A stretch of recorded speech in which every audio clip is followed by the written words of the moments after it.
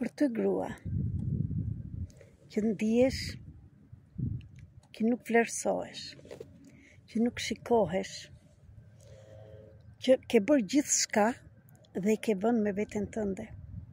Ke dhënë forcë, ke dhënë para, ke dhënë fuqinë tënde, energjinë tënde, ke rritur fëmijë, ke shkuar në punë, ke ardhur përsëri, ke ndihmuar në çfarëdo moshe që t'jesh, sepse sapo jam kthyer nga Shqipëria dhe pa shumë gjëra që ekzistojnë akoma.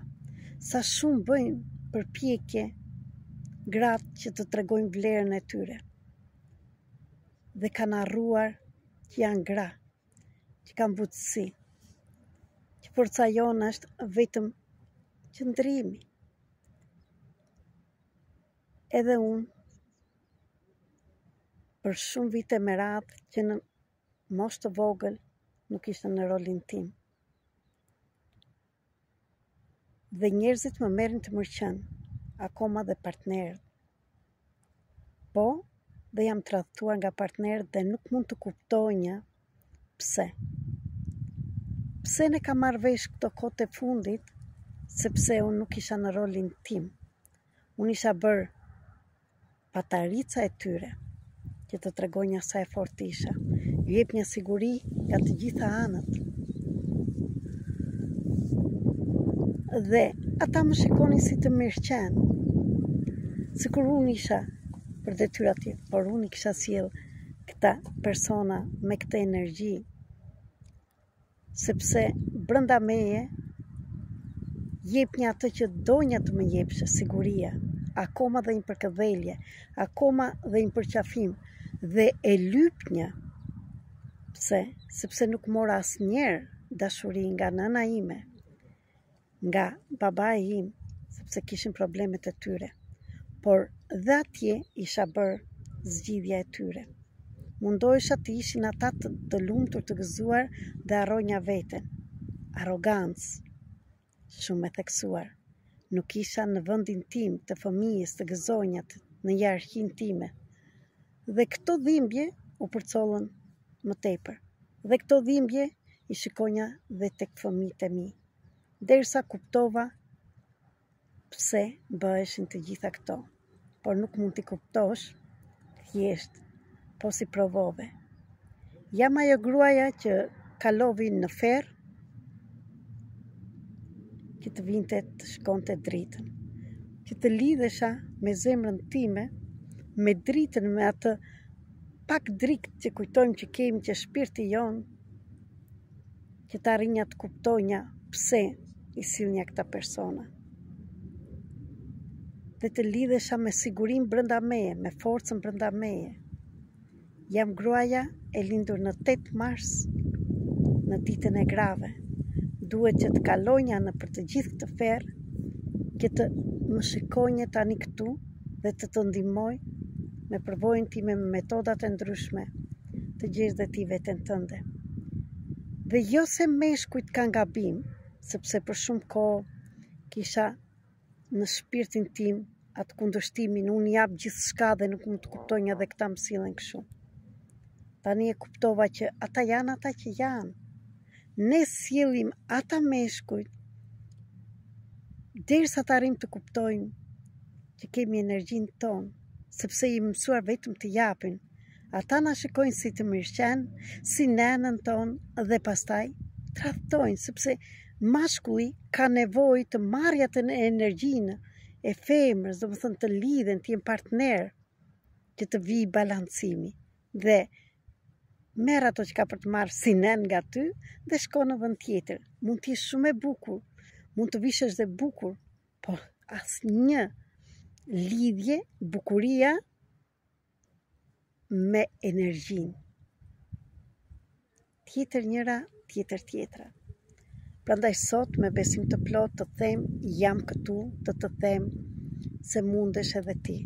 Di rrugën që të dërgoj të lidhesh me gjinin femërore. Jo se e gjeta thjesht, kam kaluar në përdit dhe net me lot dhe me dhimbje të shumta. Jam këtu për tërbrezat, siç u kam thënë, paraardhësve, të nënat që kanë qenë në këtë rol, por unë sot dua t'ju them jam shërimi, jo trashëgimi. Dhe jetën time e kam ndarë në një libër që kur të vi koha do ta lexoni, Nga hijet në dritë, si një grua u shkëput nga zinxhirët e paraardhësve. Ne kemi ardhur të bëjmë ndryshimin, të mos qëndrojmë në të njëjtin vend, siç e shikoni, energjitë janë shumë të forta. Ndaj jam këtu të të them që ka zgjidhje. Mos qëndro në mjerim dhe të qash dhe të shkosh me atë dhimbje, po përqëndrohu te zgjidhja dhe unë jam ajo që mund të tregoj rrugën. Në Akademinë e Dritës kam përgatitur programe 21 ditore dhe për hierarkinë të marrësh nga shtëpia jote, nga vendi yt dhe të dish ti je grua pranë një burri. Sot me bindje mund të them që jam forca, jam drita, jam siguria e vetes time, kam qetësinë time, atë përqafimin ja jap vetes time, që kërkonja dhe e lypsnja te njerëzit e tjerë dhe bënja gjithçka, isha bërë Nën Tereza vetëm të shikohesh. Nuk është më nevoja të japësh dhe të ngelesh bosh nga vetja jote, por ti mund të qëndrosh në vendin tënd, të lidhesh me shpirtin tënd dhe atëre energjia ndryshon.